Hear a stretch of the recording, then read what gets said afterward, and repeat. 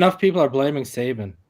What's up? What's up? What's up, everybody? Welcome back to TD Phins Talk, home of the real Miami Dolphin fans. We are live right now. Team's looking very good. We're gonna see if we can get some information from none other than Mr.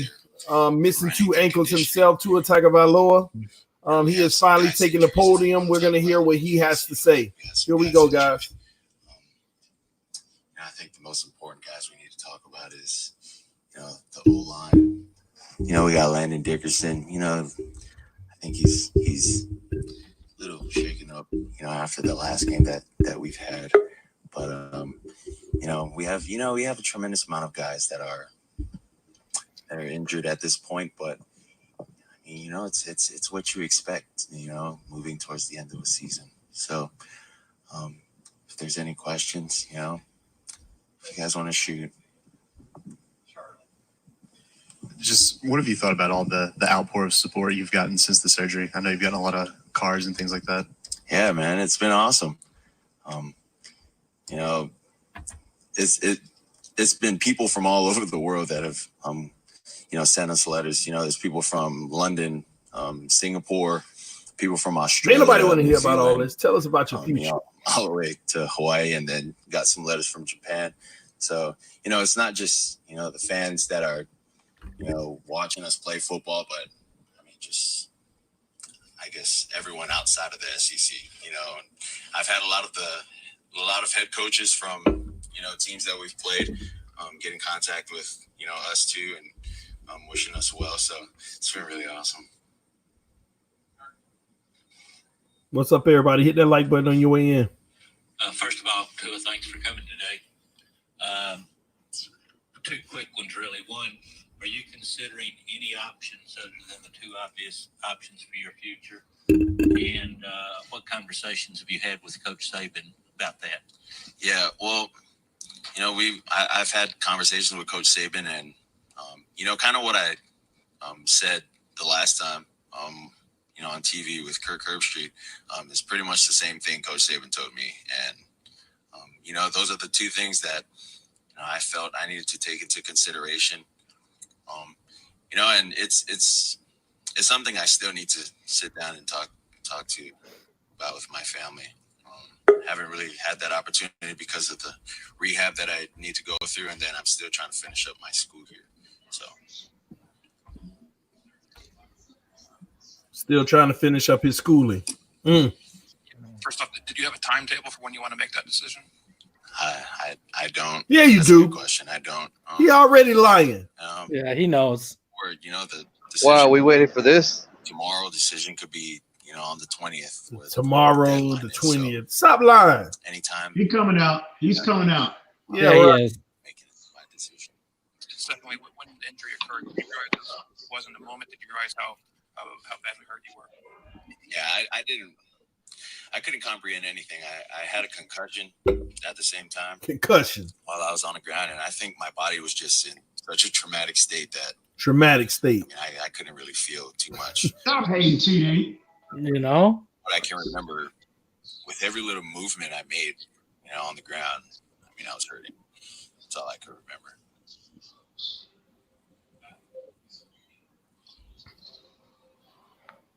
Two questions for you, too. First of all, whether it's here or NFL, is your plan and expectation to play football this coming season, next season? Yeah, I want to play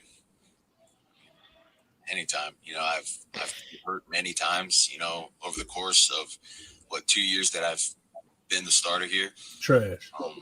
But I'd like to say this is just a totally different situation. This is a unique situation. This isn't something that I can rush. If I want to play to my full potential, I know that I can't just come back and play on it as if it were my ankle. See, he ain't gonna play next year, man. Something that I need to take into consideration. I don't expect him to. I think a lot of Exactly, he shouldn't. Then the NFL team ain't drafting him in the first round to sit him for a first year.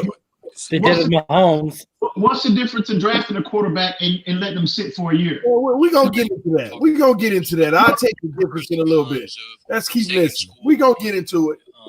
You already started with that foolishness, TD. Yeah. Let me let's write say that once you down. get your feedback, that the feedback Here we go.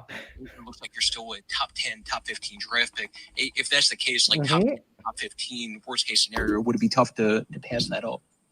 Yeah, I think that'd be tough to pass up. Yeah, it'd be tough to pass up, but I you ain't think no there's- top There's 15. a lot more. Yeah, he is. Yeah, he is. that- And I'm telling you, newsflash, you heard it here first. He will be in a Miami Dolphins uniform next year. I'm telling you now. Lies. He's at least not making it past the Chargers. kind of want it to be just with me and my family. So that's all I can say about that. You mentioned just kind of the uncertainty, even with your condition right now. You know, the doctors, they don't know yet whether or not what your future holds. How difficult is that to kind of go through just not even knowing right now? Well, you know, I firmly believe in, you know, the Shout out Bible. to Terrence Tolbert. You know what time it is. Says, you know, you walk by faith, not by sight. So Man, How you does it sound like a diva? How? pretty much what I'm I know. That's This is our CD. so. There's no. That's so unsubstantiated. That comment. We're trying to You listen know, to all these Tua. We guys ain't that I'm listening to surrounded y'all with, right you now. know, our athletic I'll bring trainers. y'all We got in Jeff in a Allen, second. you know, Ryan McNair, Jeremy Gazelle, you know, all these other guys that, I mean, are just very, very helpful and who have been helpful to, you know, with I know me and who my ain't been rehabbing helpful to process you, Tua. throughout the years. And, Both them ankles You know, and that hip I mean, I and feel that this nose is something that is bigger than me. You know, and your big toe. I feel like I'll still be able to come back, you know, 100% and be able to play to the capability that I know I'm able to play at. Which ain't very good NFL wise. Well, he's not a sure thing. Once he gets drafted, for whoever drafts him, that's the only thing that sucks. I agree, but Given I'm gonna have to your mute you, experience Esteban, with because I this don't want injury, them to but say also I'm showing knowing your favoritism. competitive spirit to want to be out there, what would be your message to any of your teammates who are thinking of not playing a bowl game and trying to stay healthy, if there are any of those? Well, for me, I think it's different. You know, with a lot of the guys that are, you know, draft eligible, you can't really. Man, I wish I was there asking You questions. can't really tell I'd them, be you like, know, hey, what man they should up. or shouldn't do. You stay I and you think the leave. best thing. Start with for a me little What's the tap. purpose? What's the purpose of this, though? If he's not going to announce what he's going to do, I mean, like, what purpose does it serve? Is he trying to get a gauge on to see if what the reaction's going to be? You know, Get people to talk they've if he's going worked to hard get enough. drafted? And First off, I worked, thought I muted know, you, Esteban.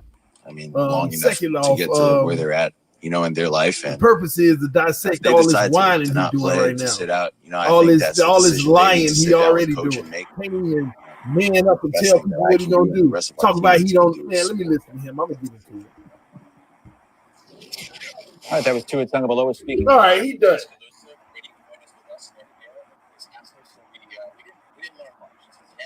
Yeah, we ain't learned not much.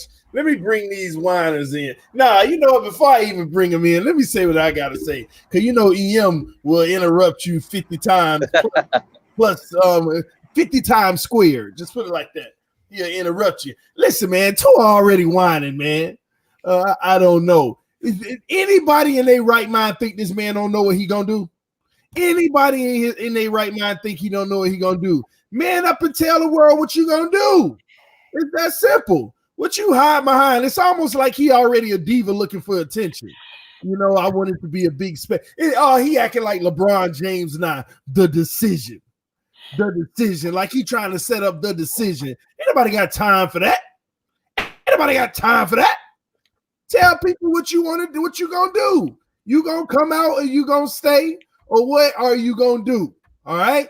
Now I want to address one thing, and then I'm gonna bring EM and these guys in, because I gotta go ahead and say this now, because EM once again he'll interrupt you 50 times squared before you make your point. So EM talk about sit first year. Who gonna take a chance on a guy who gonna sit his whole first year? And EM talk about, well, what's the difference between sitting behind a quarterback? Because you practicing every day sitting behind a quarterback. Because you're working out. You're getting NFL experience. You're getting NFL reps with NFL defenses sitting behind a quarterback in your first year. You're getting that NFL valuable experience. This guy's gonna come into the NFL just sitting and watching because his body can't do anything. And people talk about, oh, he's supposed to be back to playing football in March. No, he'll be back to throwing the ball. That ain't got nothing to do with moving his hips, running out of the pocket, doing full extent drills. That's just throwing the ball. It's just throwing the ball. He has to work into moving them hips. And they're not even going to take a chance to let him move his hips. He's going to have to work himself in and do little light drills, little throwing drills, but he will never be able to go 100%, probably until what? September of next year? He probably ain't going to be able to actually and be able to move until next September with 0 NFL snaps of real workout. No training camp, probably of real 100% work. So at the end of the day, yeah, he gonna sit behind somebody in the first year if he comes out, but he not even gonna have a training camp under his belt yet. He's gonna be watching. So that's why I say it's different from sitting behind somebody 1 year, because all them new quarterbacks sitting behind somebody are getting a full training camp. They're doing the full work during camp. They're throwing to receivers. They're playing against defenses that's NFL caliber. He not gonna have that. When they only hit 5-6 times in a season. Most people don't even know that. They only practice full pads 5 or 6 times when the season starts. And he's not going to have any of that. He's not going to have a tad bit of that. And that's why. So what you want him to come in, sit and do nothing, get paid second year, then you want him to sit behind somebody, or just start him right away without even having a training camp? Come on, man. Come on. Nah, that ain't going to happen. He probably going to stay in Alabama, and even if he don't stay in Alabama, Miami is not going to take that chance and draft this guy in the first round. If he slides to the second, by all means necessary, I'm even for taking him. And man, I tell you what, one even better. Even if Miami took the 3rd first-round pick, that might be like 20-something, and they traded out of it and went later in the first, just like they did with the whole Rosen deal. They traded the second that they wanted for a later second to get another asset on top of it, then get them maybe get them 28 or one of your your first second round pick, get them there, because I ain't wasting no first round pick on him. Give me my Chase Young, man. Let me go ahead and bring in, first off, well, shout out to Phins 5 in the building. I see you. I gotta unmute EM Dolphin, let him go ahead and get his steam off, because I know he just heated right now. And talk to him, Reason. Y'all, what y'all got to say about this, man? First off, TD, get that buffoonish message off my screen. I can't see you. Yeah. It's the truth. I want to see that. I want to see that look on your face when I'm about to. Hey, Anyway, what you gonna see? You gonna see these some good ankles here. These some good ankles. These ankles work. Hey, you heard them. You heard them. They said right. You gonna see ankles that work. Hey, a hip that works. See, my hip work. That's what you gonna see. You gonna see ankles and hips that work. You're such a hater, bro. You're ridiculous, TD. Such a hater, bro. You're ridiculous, TD. You're ridiculous. Somebody hold his hand to the podium. And once we select him, he like that guy when a woman walking up, an older lady walking up the stairs. You grab her hand and you escort her. That's what Tua is. Get out of here. And once we select him, he turns out to be that dude. He's gonna be the first one. Live. It ain't happening. He's gonna want to be the conductor of his hype train. TD gonna draft him in fantasy football. I'm gonna make you. Hey, I draft him in fantasy football when they add a position for a holder. You should be ashamed of yourself. Yeah. When they add a position for a holder, I'll draft him in fantasy football, because that's about all he's gonna be good for, and they're gonna have to help him down on the ground to hold it. First of all, I think you're really underestimating if he gets drafted next year. He's still going to be in the game film room. He's still going to be going through mental reps. And then if he's starting in game 2, if he's starting in year 2, he's still going to have to go through a training camp. Exactly. And he's going to be way more acclimated to the offense by the time that second training camp comes around. So and also And this is ideal. You want him to sit either way because of you want him to be at 110%. But not only that, I think the NFL needs to go back to sitting rookies instead of throwing them to the wolves and ruining them in their first year. And then 2 years later, you're back drafting someone new. And also, there's been a precedent that's already been set for this same type of scenario. Just last year, Anthony Simmons, the defensive tackle from Mississippi State, blew his ACL out. And what happened? He was projected to be a top 5 pick last year. Slid and got selected at 22 by Tennessee. So there's a precedent that's already been set. What happened to him? He blew his ACL out. Okay, he blew his ACL out. He blew his ACL out last year. He was projected to go. He was projected. Some people were even saying he would have been a lot in NFL circles considered him to be the best player to come out last year if he hadn't blown his ACL out. Hold on. I think his last name is Simmons. Anthony Simmons, I want to say. And the Tennessee Titans selected him in the bottom. I think it was like between 22 and 25 of last year draft. Look it up. And that's a defensive tackle. That's a defensive tackle getting selected at between 22 and 25. Let alone a potential franchise quarterback. Are you serious? CJ Mosley. CJ Mosley plays a way higher contact position, had the same exact injury at Alabama, and look at how long he's a Hall of Fame career. I mean, I don't know what to say. Him as well. So stop it, TD. You need to stop, bro. Even one thing, I could somewhat understand your point. I can somewhat understand. Can y'all hear me all right? Yeah, I can hear you. I can somewhat understand your point, your logic, TD. If this quarterback was his whole game was predicated upon his speed. If he was Lamar Jackson, agreed. If he was Michael Vick, I can understand that. This guy is a prototypical pocket passer that has an element of mobility to his game. To extend plays. To extend plays. You need to stop, TD. And again, I want to preface everything that I'm saying. It's all about the long-term prognosis that our doctors give him. Now, if they don't think he can heal from this and have a long enough career to substantiate that number 1 pick, okay, then, hey, well, we gotta sit down and we need to go back to the table and sit down and talk about this. But if they give him a favorable grade health-wise, I'm not playing around. I agree. Here's what I'm trying to understand.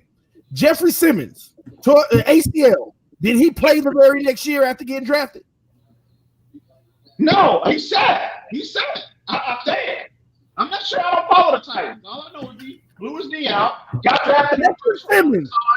Jeffrey Simmons with the 19th overall pick in the 2019 NFL draft. 2019 got drafted this year after tearing his ACL. It's on the field for Tennessee playing. Playing. Whatever. Okay, whatever. So he played. You're giving a false example. You know what? Even if Tua was healthy, I wouldn't want him playing anyways. I'm old school. I say sit quarterbacks for a year. Why are you starting them right away? That's why you have to fix that. No, listen. You know why you sit a first round quarterback? Because on like a second or a third or a fourth, that's why you have that 50-year option for a first rounder. That's why only the first rounder gets that. You ain't even gonna make it to year 5. Get out of here. That's crazy. You're not. That's crazy. You know he's a pocket passer, right? You know he's a pocket passer, right? You know he's a pocket passer, right? He's a what? He's a pocket passer. He's a what? He's a what? He's a pocket passer. Listen. Shout out to all the people who are disabled, but Tua's a cripple. Oh wow, bro! Man, you need to stop. That's a young kid, man. That's ruthless. That's ruthless. For those who missed the press conference, let me reenact.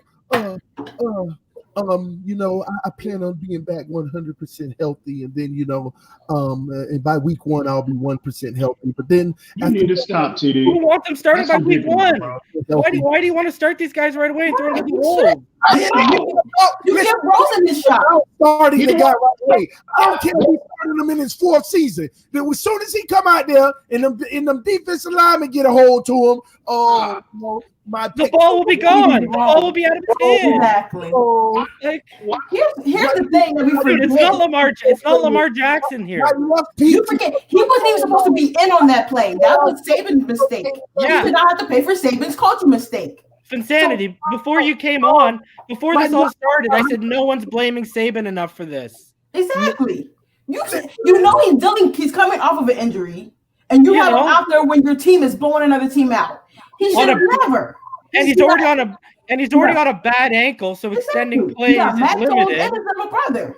He's gotten his yardage that he needs to get. He's gotten his wide receivers their touchdowns that they need to get. They're blowing them out. Najee Harrison, let him get some snaps in, because you don't do that enough, obviously. And this is why you're in the predicament that you're in now, where you're not going to the college football playoff because you were too busy. Nick Saban was too focused on getting a Heisman quarterback this year and preparing Tua and making sure he was ready for the draft this year. He was trying to out-coach the guy over there in Oklahoma, because he had a vendetta that Hurts went to. Thank you, Lincoln Riley. That Hurts went to Oklahoma.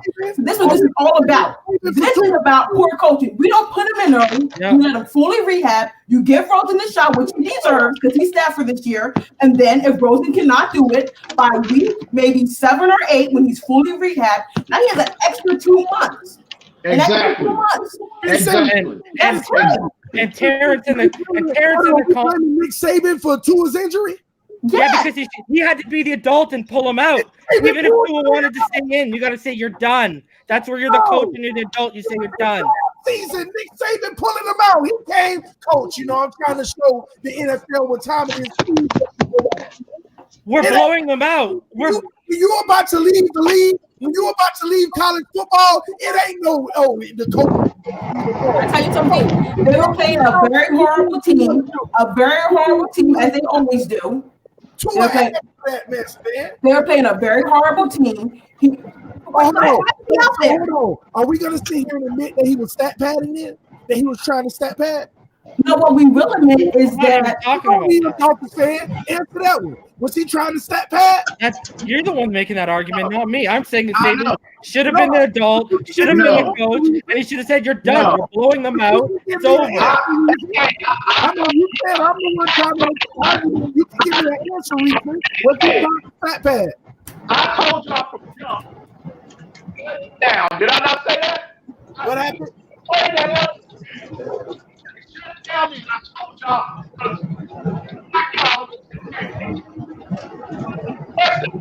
I can't hear him. We can't hear you. Yeah, you cut out. Yeah, we can barely hear you. You can't hear me? Now I can. Now I can. Oh, okay. Okay, go ahead. But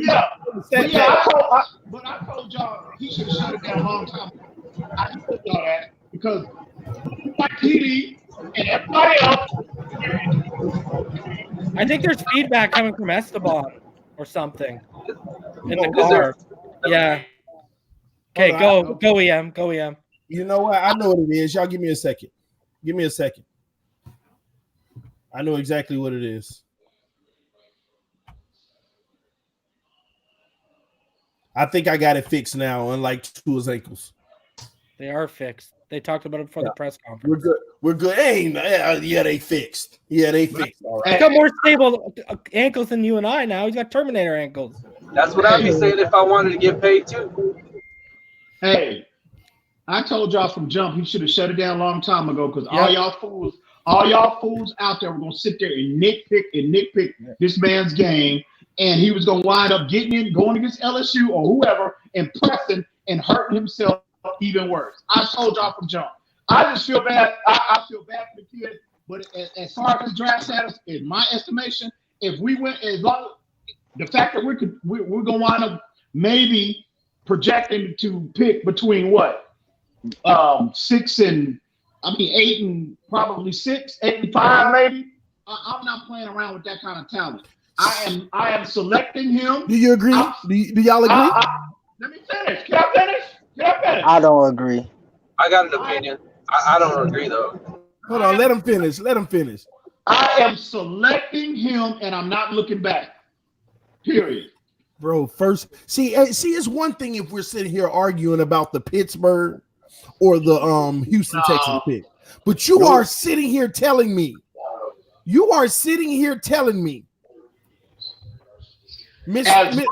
as the medical checks out, the first pick that we got, you going to Nah. as long as the medical checks out. The medical's gonna check out based off of where he's gonna be at that point. Before you start misquoting me and all them fools in the comment section start, I am telling you this. Why do you be fools? As long as the medical checks out, I am not playing around with that talent, bro. I am all in. I'm selecting him, and I'm not looking back. Period.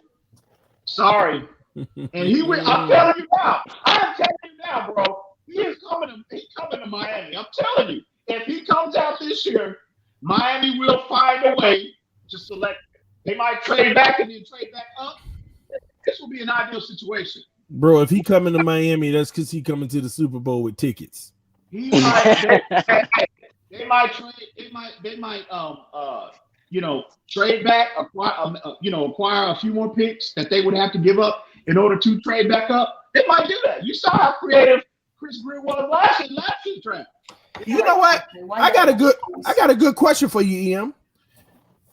And this isn't even a arguing question. This is just straight up a really good question in my opinion. If the Miami Dolphins don't take him with that first pick, how far does he fall? I don't think he's getting by San Diego, to be honest with you. At 11, what they're projecting about what 11? Yeah, that's what I keep saying. No, he ain't getting past as long as the medical. And again, what I read. Now, if there's anything out there that is going to be will be contradictory what I'm about to say, please feel free to enlighten me. But from what I read, they said the probability of him re-injuring his hip, it's more likely he can walk out his front door and get struck by lightning. See, that's what I'm talking about. For me, it's not even him re-injuring the same injury. It's the fact that he keep having them. That's what y'all had like I care something about his hip going out again. They keep on having them. You got to take that injury. Hold on. This hip. You got to take that injury into context. The guy is coming 2 weeks off surgery, and 2 O linemen catch up from him behind. Where if his ankle wasn't like that, they're not touching him. And then he had over 500 pounds drop on the back of him with enough. His injury usually takes enough force from a car accident. That's the kind of bro. Then he gonna be in the NFL taking force from a Mack truck. I'm not a 500-pound linebacker. I am not worried about him having another. I am not that concerned. Why does everyone keep trying to compare Bo Jackson? Like technology has improved. Like medical information and rehab has improved extremely. There's going to be too much money invested into Tua and to his future for organizations not to put every viable resource into it. Andrew Luck didn't trust his medical staff so much that he went overseas and was looking for ways to fix his shoulder, and that didn't happen. But my thing is like this. I really feel like, I'm not saying we pick Tua, but I really feel like no matter where he goes, he's going to be successful. He can throw the ball. It's in him. He has a God-given talent ability when it comes to doing that. And can I finish? Devontae Smith, he really runs at like NFL speed. And if you watch a lot of those games, the way he's hitting that guy in stride, you don't see that from a lot of NFL quarterbacks. And he's already doing that. And he's been doing that as a freshman and a sophomore in college. So that's his impact. So my thing is like this: whether we take him or not, Tua is going to be fine. Tua is going to be fine somewhere else. Okay. And he's going to be amazing. He's going to blow up the league. Everyone's thinking that the league is going towards mobile quarterbacks, and Tua says, "I'm gonna stand in his pocket and I'm gonna let the speed on the outside beat you." And it's simple as that. Yep. So Phins 5. If Tua comes to Miami hypothetically, right? Mm-hmm. And he gives us his first 4 years like Devontae Parker. Like Devontae, where he, as far as the injury bug. See, y'all keep talking about technology. Y'all keep talking about his current injuries. Y'all keep talking about technology, his current injuries, how much they've improved, and he's going to be better. I'm not talking about that. Everything I'm talking about is under the assumption he's going to be 100% fine with every single injury he's already had. It's the fact that he keeps having them. So if he comes in and he has a Devontae Parker first 4 years, was it worth it? Yeah. Because my thing is like this. A lot of that Devontae was Gay sitting him too. Remember, his agent had to go way out of his way to call out our coaching staff. Now, I didn't think of like this. If you say the worth it means like after year 4, is Tua going to be Tua? That's the question you have to ask. Like, because at that point, we should have an evaluation of what he's going to be able to do and what sustainability he's going to have. Now, Devontae was finally given a chance because he got a gunslinging quarterback and a coaching staff that put him in there and had that chance to go out there and prove himself on a contract here. That's great. That's awesome. It's different with Devontae. Devontae is jumping up, coming down on that foot, and constantly coming down on that injury that he had sustained and kept sustaining for some odd reason. But I really feel as though every organization is going to do their due diligence to evaluate Tua. They're not just going to listen to what he's saying and saying, "Oh, he's going to think great." No, they're going to bring him in. They're going to evaluate it themselves, and they're going to see if it's worth it. And how are they going to evaluate him? How? They're going to have zero. The only evaluation they're going to get is There's enough game film. Game film. What do you mean? He has such a big body of work. Listen, I was on the Tua train. I was the biggest Tua fan, but at this point in time, it's over for Tua. Like, Tua need to go sit down and rehabilitate. Tua don't need to be trying to worry about playing right now. At this point in time, I'm all in on Chase. Yeah, but we're not saying he should. We're saying wherever he goes, even if he was healthy, I would sit him for a year. Look at what that did for Mahomes. Look what that did for Mahomes. Sit for a year, and look what he did when he came out. You get better results when they have a year to sit, do mental reps, do practice reps, sit in the game room. Practice reps. You said it. Break down NFL game film with NFL coaches and start to learn your system. So that second training camp, they know the offense like the back of hand. Listen, this is a guy that learned an NFL playbook at the age of 19 in one night. So we're not dealing with an idiot. This guy's going to kill the Wonderlic. He's going to kill his interview process. Ain't nobody learned no NFL playbook in one night. I don't care what article you read. I don't care who told you that. Trent Dilfer talked about it. Yeah, it was a lie. It was a lie. Get out of here. Ain't nobody learned no NFL playbook in one freaking night. That's what he did, man. Ain't nobody learned no NFL playbook in one night. Ain't nobody learned it in a week. Ain't nobody learned it in a month. That's the biggest hoopla. I've heard that report a million times. There's no new plays. There's no new route combination. It's just different verbiage. So if he can learn verbiage in a night, then sure, why not? When I hear NFL playbook, when I hear that you learned the NFL playbook, that means you remembered all 250 plays. What they call what happened? It's way more than 250 plays, but they're all they're all different variations. I'm being generous, but with some book in one night, that means you remembered in one night 250 different names for different plays, and I was being generous to say 250. You remember where everybody's route is supposed to be on those. Come on. I'm not sitting here calling Trent Dilfer a liar. You are. I'll call him more than that. Ain't nobody believe that. You can call him a Super Bowl. You can call him a Super Bowl champion. I did. It's a stretch. It's a big stretch. Look, man, this is the only thing I gotta say is, if we draft him, that's a big compromise for our team, because from that point after the draft, it has to be offensive lineman. If with that injury, I would still. It's just a delicate situation.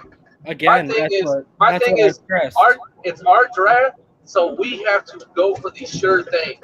whatever our coaches evaluate in these players, in these prospects, we need to go for the sure bets, not question marks. I'm not hating on Tua. I'm not hating on Tua. There's only one sure bet in this draft, and that's Chase Young, and he's going to be gone by the time the Dolphins draft. Yes, he will. We're not going to be in the top 3 if we keep winning. We're not in the top 3 right now. We moving up to get him.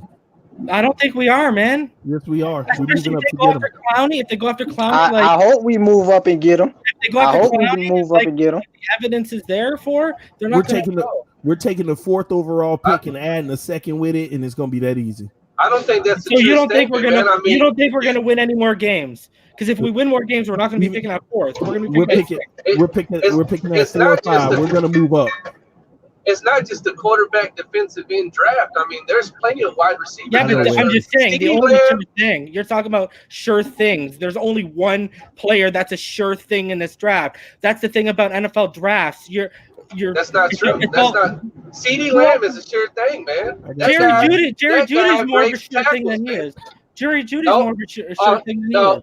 Man, you need to go back and watch that Texas-Oklahoma game and watch the tackles that this dude's carrying people. He's gonna be a sure thing. Mark my words, man. When he goes to the NFL, he is legit. He is strong. And literally, no one has him rated over Jerry Judy because That's Jerry why I'm telling Judy. you, they don't- Jerry that's- Judy is by far the best route runner in this draft. It's not even close. Yeah, but I don't care what other people say.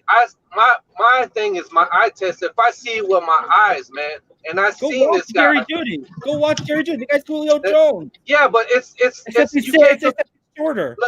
Look, Judy is a speed burner. Lamb, he's gonna take you on, man. He don't have to beat you on the route, but he's gonna break tackles, man. I'm telling you.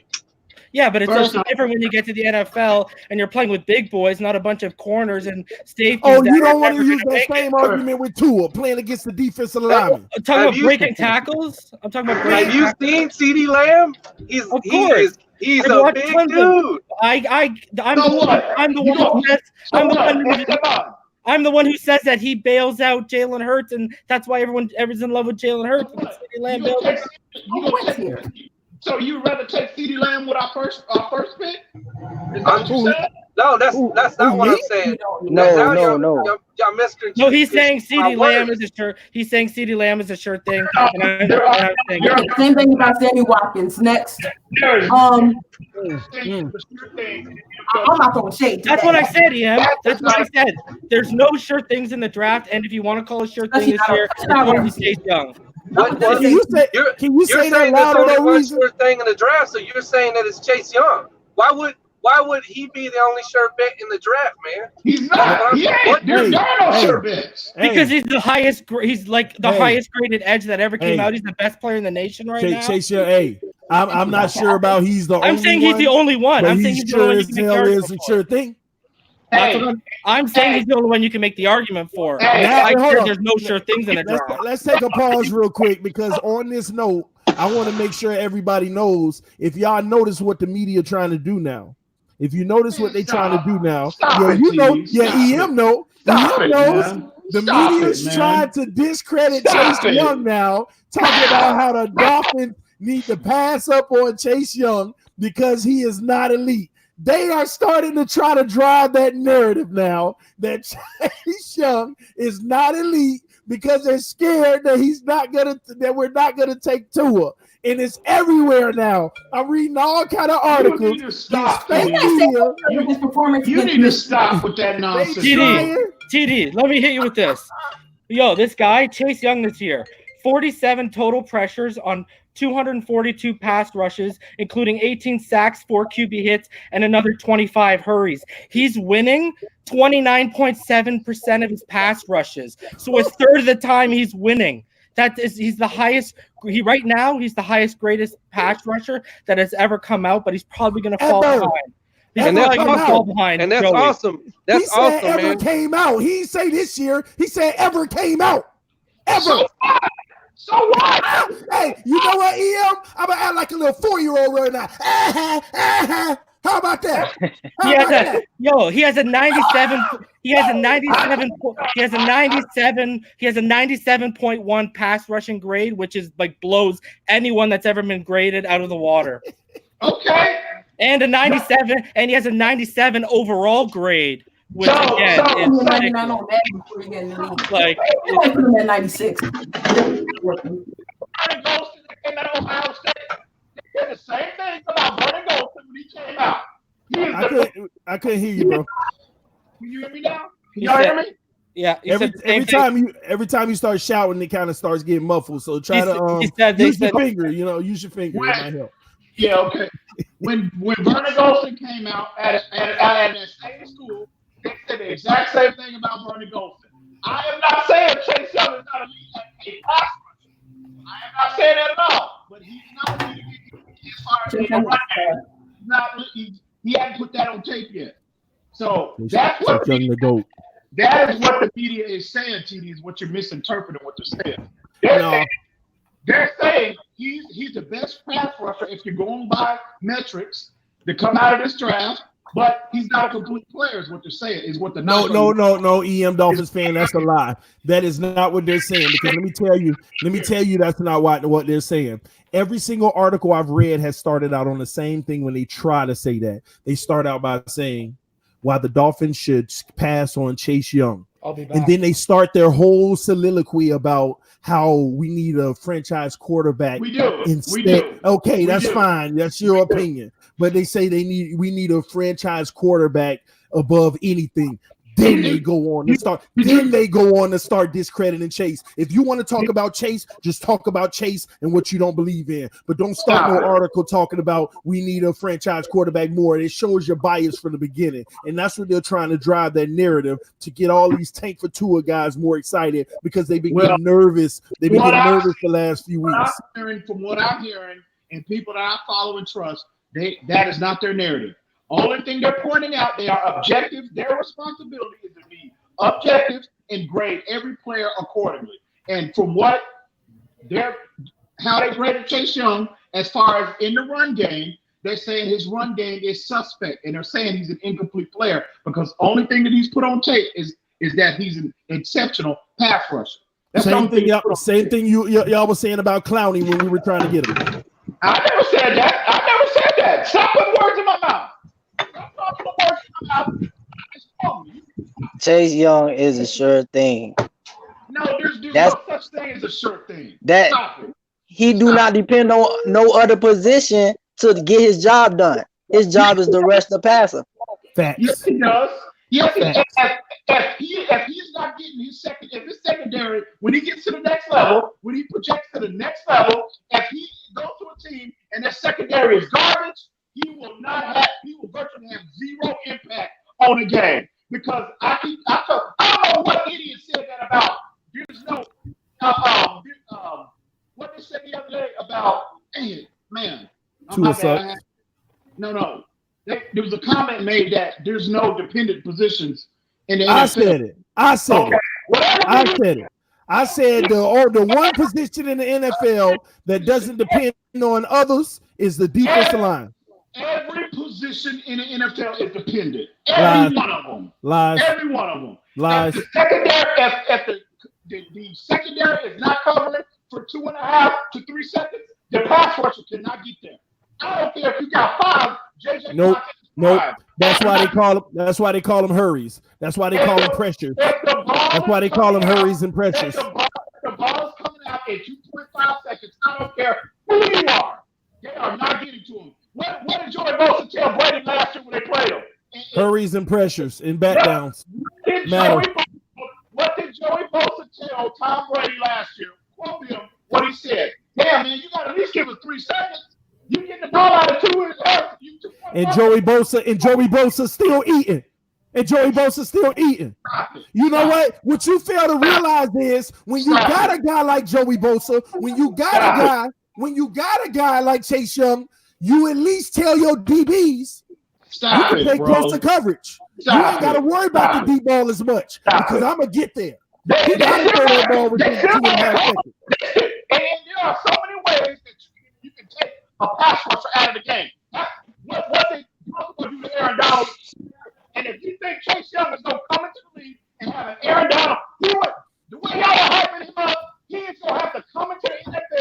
it has a Aaron Donald type impact on this league. No, he wouldn't. Okay. Even if we can't get Chase Young, I still won't take Tua in the first. Well, I respect your pick. That's you. That's you. I don't understand how you waste the first round pick. Mm-hmm. And you know what? I'm gonna be honest with y'all. I'm not even talking about, once again, I'm not talking about the Houston and the Pittsburgh pick, which I still wouldn't, but I ain't even talking about that. That's debatable. Okay, if we do, we do. But how can you literally sit here and say that you would use your 4th, 5th, or 6th, whatever pick that is, on a guy who's had a lot of injuries, who I don't care if he's coming back 100%. Not only that, he's not going to play for you the first year. Like we always say, there's no guarantees. All that stuff. You want to waste that pick on that guy? Did I say as long as the medical check out? Did I not say that? The medical's going to check out. They're not going to learn anything new. They're going to say everything's looking good, but they won't know. They won't know until spring, bro. I mean, not even spring. They won't know until the fall. They will not know until the fall. The NFL draft is all about taking chances. That's what the draft is. You said if the medical check out. If you selected somebody in the draft, you are taking a chance. So my point is this, bro. He is too talented. He is too gifted up the passer. If you know what you're looking at. Anybody that's sitting up there saying that he's not worth that, you don't know what you're looking at. I've been telling y'all that for months. You don't know what you're looking at. You just told the world. You just told the world. Depend on the medical. You just told the world it depends on the medical, but you ain't gonna know the real medical until the fall, after you've drafted them. Doctors make projections every day, bro. Projections. But why you think they gotta bring you back in every so often to see if those projections are still on course? Doctors make projections every day. Oh my gosh, man. So, bro. Hey, y'all. I is too special. Look, I ain't against selecting Tua or Chase. I just want the Dolphins to do the right thing, man. I just want them to draft the areas that we need to draft in. You know what I mean? That's if they think that Tua is the right choice, I'm going to support it whichever way it goes. I don't think they're gonna select him. I just don't see them doing it. Tua going to the XFL. Just get used to it, man. I think if we can't get Tua, we should get Jeffrey Okudah. Well, we've had this conversation before. I'm not going to even entertain that. I honestly and honestly, as a Bama fan, because like I always preface saying I am a Bama fan, so I've seen Tua a lot. I would prefer him to drop to a better team. That's what I would prefer, because there is going to be so much pressure and weight on him. So if he can go and sit for maybe 1.5 years with one of these quarterbacks that are on their way out, and then he can come in with a good wide receiving core and a great back behind him. That's my exactly what you're talking about. That's the situation we have. What do you mean? Listen. I hope he goes to. I would not be upset if he went to the Los Angeles Chargers or something like that, but we don't know what they're going to be doing in their future. But I would like for him to go to a good, stable organization. And my thing is like this: I don't know where the Raiders are picking, but no one is acting like the Raiders are going to pick a quarterback. And the Raiders too. It's going to be like it's like 8 or 9 teams. It's like 8 or 9 teams. Right, Vegas would be a great team for him to fall to, because you have Josh Jacobs, which was his running back. You should go out and, hopefully bring in Devontae Smith. Hunter Renfro's not bad. Terrell Williams is not bad by himself either. And he's going to be pretty solid. And they're starting to build up that defense. I don't know where that's going to go, but look how decent they looked this year with a mediocre Derek Carr. You give them a healthy Tua, we could be looking at another power, figure rising up in the AFC, and we didn't even realize. And don't let him go. You can actually give the ball off to, so it's not like he has to drop back 40 and 30 times a game. So, and God, please don't let him go to New England. Please don't. Oh Lord, can you imagine that? Jermaine Daly, let me address Jermaine Daly because he said, "Buff and Sandy, if Tua is that guy, why would we want him to go to another team?" Thank you. Shouldn't we take him? That's the question. But why would we worry about what other teams are going to do when we have so much in this draft? We have so many picks. You know, we got the right coaches. Who cares what anybody else? Because on Sunday, when we meet up against another team, we are going to compete. I don't care who they draft. It's not. You can't live in the past. It doesn't. I know they won 6 Super Bowls, but I don't care if they draft Tua. I just know that this coach is going to bring our players on Sunday, and we're going to compete. Exactly. And on top of that, this is the reason why they structured, why they amassed all of this capital.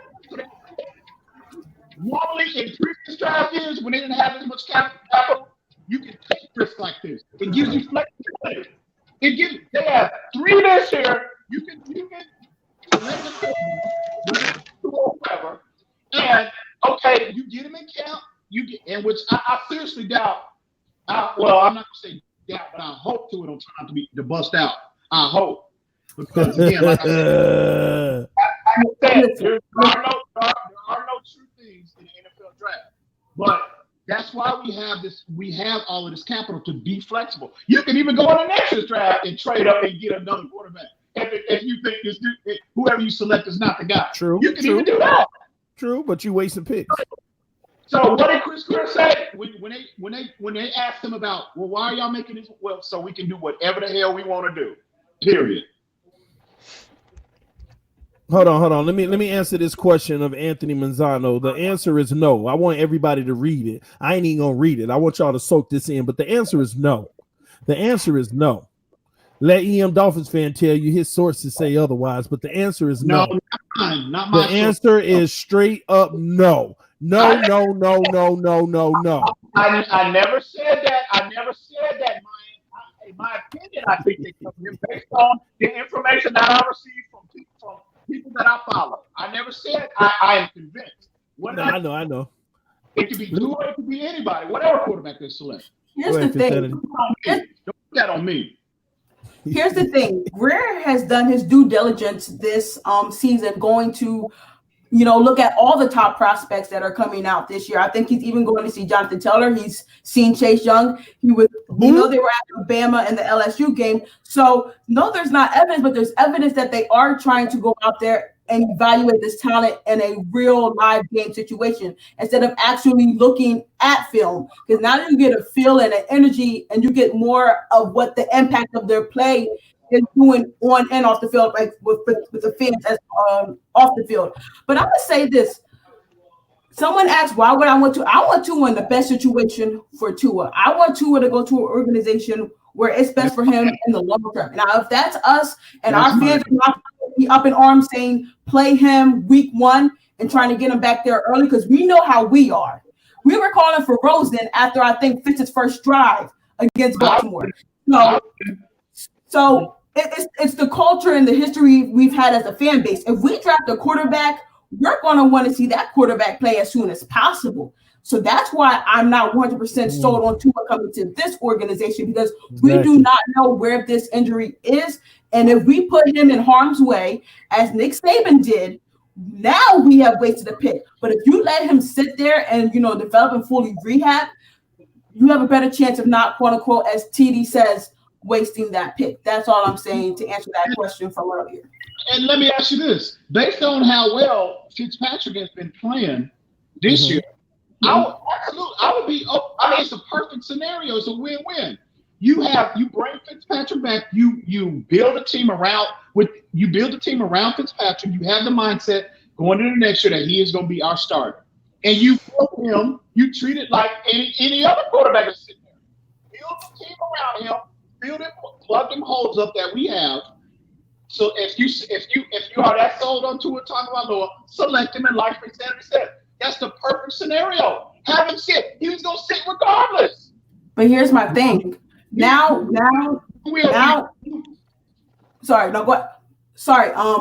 But what then do we? So we're making Tua QB3 now because Rosen. No. I've always been adamant about it. If they select a quarterback, not just Tua, if they get a quarterback in the first round this year, or even the second round, Josh Rosen is going to be on the first train out of Miami. You can believe that. Stop that buffoonery. You gotta give Stop Rosen the a chance. buffoonery. I'm hoping that's the scenario because he is not that guy, bro. Period. All right. Let me say this. Because Fancetti made some great points, and it led me to want to say this. All right, and everything EM says is buffoonery. So anyway, I ain't gonna lie. There is a scenario where I would actually like to take Tua Tagovailoa. Y'all need to understand. My argument here isn't about taking Tua. It's about where you take him. Let's get that straight now. Exactly. My argument is not. Let me finish, bro. I got you though. I'm gonna come to you. It's not about that. That ain't what I'm talking about here. Because again, do I feel like Tua Tagovailoa is a above average quarterback? Absolutely. I mean, and we can argue how great or how much above, whatever. I mean, on a bad day, I'm sure he has the talent to be above average. So here's a scenario that I would be fine with personally in taking Tua. First pick that we have in the draft is not a quarterback. Pass rusher, secondary, O-line, I wouldn't be mad either way. Those three things. Okay? With the first pick that we have. Second pick that we have, one of the two that we didn't select out of the three I just named. The very last first round pick, it would still be a reach to me, but I wouldn't mind bringing in Tua Tagovailoa late first round or early second round. And here's why, because this is the scenario I see playing out on our roster if that happens.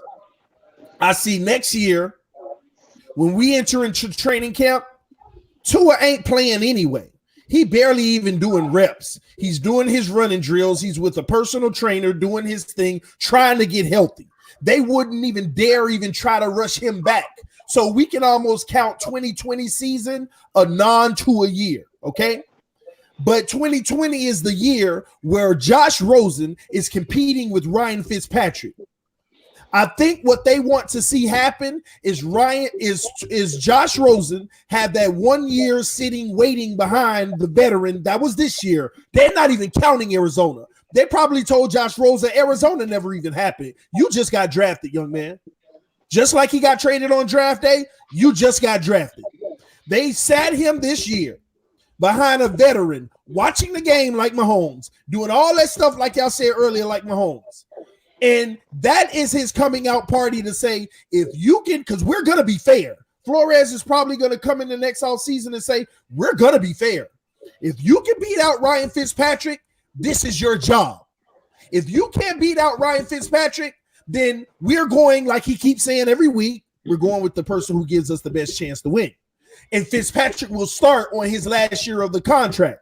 Okay, and Rosen will be the backup. There's two scenarios here. It's the one where Rosen doesn't beat out Fitzpatrick, which means Fitzpatrick will start next year. Rosen will still be a backup. So, why the hell are you gonna cut somebody with guaranteed money? His whole thing, the rest of the money for his rookie deal is guaranteed, and it's only $2 million. He's gonna be the backup, unless we wanted to trade him, but he's gonna be the backup because we won't have a backup. And that's the scenario. If Rosen doesn't beat out Fitzpatrick next year, that means that tells them Rosen didn't do what he needed to do to eclipse a Ryan Fitzpatrick, who has always been the guy who's been revered as a journeyman, and we don't need a guy who couldn't even beat out a journeyman. We need a guy who's just going to be, I don't care if it's a itty bit better than Fitzpatrick. We just need you to beat him out. That's the scenario if he doesn't beat Fitzpatrick out. And then coming into 2021, they're probably, as far as I care, if Fitzpatrick keep playing like this, they'll re-up Fitzpatrick's deal and give Tua, finally, fully healed, the same opportunity Rosen had and say, hey, beat out the veteran you play. So that's the case if Rosen doesn't beat him out. Now, the situation where Rosen does beat Fitzpatrick out, which I think will happen next year, because he's going to have so much, he's going to have better talent around him. That's something y'all got to worry about. Because Tua not playing and Rosen still being on the roster, having so much better talent around him, having protection around him, having a great defense, he should beat out Fitzpatrick.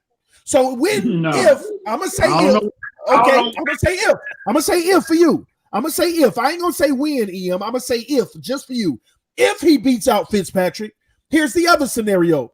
Fitzpatrick is now the backup next year because Tua's still hurt, right? Rehabbing. Rosen is the starter.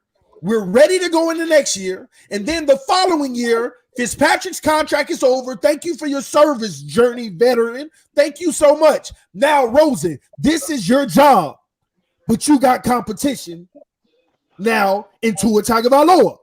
If he comes in and beats you out, then you ask for this yourself. It's going to be the same process. I think that's exactly what they would do if they brought in Tua Tagovailoa. But I hope if they do that, the only way I see them doing that is doing it at a low cost for Tua. Because how can you take that chance in getting Tua at a high cost on a top draft pick rookie deal, and then Rosen actually succeeds and beats out Fitzpatrick, and now it's time for him to get his next deal? That wouldn't add up, having to pay both quarterbacks. That doesn't make sense. That's why you have to literally say, we would doggone right we want Tua and we'll take Tua. But at this point, it makes all the sense in the world for us to do that late first round, just like Russell Wilson only made less than $1 million a year, but he does have that 50-year option, or early second round. That's the perfect scenario I can see, but that's the same reason why I keep saying I'm not taking this kid in the top 15. Mm-hmm. Well, because I can't. No. Well, no. Again, it's all about what what their team of doctors view, how they view this particular injury. Okay. In my opinion, if the medical checks out, depending on the grade that Miami has on this player, and again, let me go back to what I said in the beginning when we started this. It was, now again, it could be a smoke screen. It could be just it could have been a smoke screen. It could have just been people blowing smoke. But the grade that they had on this player at that position, I'm telling you, at the end of the day, you have to weigh what our medical team says and how that and whatever number high grade we have on this player. If the medical is favorable, that's just like, if the medical is favorable, I just don't see how you pass on it. I just don't. Whether it's almost like what you're telling me. Now, ideally, PD, I see what you're saying because of the 2 ankle surgeries and the hip injury. I get that. I understand that. I'm not saying that's the ideal situation. The ideal situation, in my opinion, is to select a pressure player with their first pick. First off, trade back. That would be my ideal scenario. Trade back and get capital, get additional capital, select a pressure player with their first pick, and then if Tua starts to slide to pick where he's at, use the capital that you amassed by the initial trade back up and get Tua. That's what I would do ideally. But again, we don't live in a perfect world. So, but again, it goes back to the evaluation of him as a player. If you got that high grade on a player, I just don't see, there's no way you pass at that position. There's no way you pass up. If you're gonna get Jeffrey Simmons, a defensive tackle now, blowing his knee out, and he can select the 19th, man, come on. You're not gonna take that risk on a potential franchise that you've got a supreme grade on if the medical checks out. Let me answer that. Then the player that was picked 19th, what was he projected before that injury? To go in the top 5. A lot of people consider him to be the best player in that draft. So to go in the top 5, from what I heard, it was top 3. Okay, yeah, but that's fine. Top 3 player moves down to 19, right? Mm-hmm. Yep. This is why I'm saying I'm not wasting my first pick on Tua. That's a defensive tackle, TD. That's fine. But still, what you're basically saying, since he's a quarterback, whatever injury history he has, it does not matter. We're not even going to take it into consideration. Before you start to misquote me, I didn't say nothing about I don't care. He can have any injury. I never said that. So stop misquoting me. So what's the factor? Can you give us the factor if Tua was projected to go top 3? What is the factor that his injury should bring him down to? Because that's what I'm trying to figure out from you, EM. But you know what? It is, in my opinion, it's working out perfectly. The more we win, the further we drop. But you're not answering the question. I need you on record on this one. Hang on. The further we drop, it will be less of a risk. I get that, but what is his? I need the factor from you. If he's the top 3 before all the injuries, 1 ankle, 2 ankle, hip, concussion, knee, sprained thumb. I don't know, gut hurt. I don't know, everything that be wrong with him. Okay, what is the factor after all these injuries? What factor do you give from a top 3? What factor do you give? Because you said don't put words in your mouth and say that that it doesn't make a factor. So tell me, what's your factor? Where should he be drafted with those injuries? With his hip injury, mm-hmm. with ankles 100%. Ankles 100%. Okay. I'm not worried about it. I was never concerned about his ankles. Okay. If he gets in an NFL program, and getting the weight room, getting an NFL program, weight program, he's gonna get bigger and stronger. He's gonna get stronger. So that's not an issue with me. Now, this hip, I'm not gonna lie, that is a catastrophic injury. It is. But again, I would say, to answer your question, ideally, with the hip concerns, if I'm understanding your question correctly, he should be drafted. It got to have a factor. He should be drafted. He should not get past, in my opinion, as long as the medical checks out. He shouldn't get past 10. So the factor is 7 picks. It's from top 3 to 10. That's your factor. I mean, it's fair. It's fair. I just wanted to know what your factor was. Because of I think this kid is that special of a talent. That is why. So he shouldn't get past 10. Now, if we wind up picking 6, 7, or 8, man, please, you should be running to the podium. In my opinion. So your factor is 10, but if we're picking 6, 7, or 8, we better be running to the podium. I feel like I'm just joking. I don't mean that literally. I'm just saying. I know. They should. But you say still go get him at 6. Oh yeah, absolutely. Still go get him at 4. Still go get him at 4. Give me a second. Now again, that is not the ideal situation. But we don't live in a perfect world. I told you. Ideally, what I would do, in my opinion, this is what I would do. No matter if we was picking 3rd, 4th, 5th, or whatever, I would ideally trade back, because I told you the pressure player that I covet the most is AJ Espinosa from Iowa. That's who I want. I told y'all. But trade back to where? Well, if we were picking 3, I would like to trade to where we're projected to finish now, 6, 7, 8, or whatever. I would select a pressure player, in particular him, at that point, and if he's all of the additional draft capital that you amassed by the initial trade back, use that. Tua starts to slide, you jump back up and you get him. So you're telling me right now, if we're on the clock at 4 and Tua's there, you're not going to go get him? No, you shouldn't. No, it's EM. Don't worry, he done already been cornered, but I'm just digging the hole deeper. I'm digging this hole deeper real quick before I go before I go all the way in on him. That's a tough one. Again. Nah, it ain't tough. It ain't tough. You said your factor is 10, but you sitting here talking about running to the podium at 6. I said as long as the medical checks out, he should be medical checks out. Medical checks out. You said no. I'm talking about in a world where his medical does check out. You're sitting here and telling me his status should be around 10, but you're saying run to the podium at 6. I'm saying he shouldn't. You asked. I guess I misinterpreted your question. I said he shouldn't get past 10. Obviously, we probably won't be picking 10. But if we're picking 6, yeah, I'm not going to. It depends on how high evaluation that Miami has on him. And I believe it's astronomical. So if you have that kind of grade on him and the medical checks out, to answer your question, absolutely. I'm going to take him. I'm not fooling around. At number 4.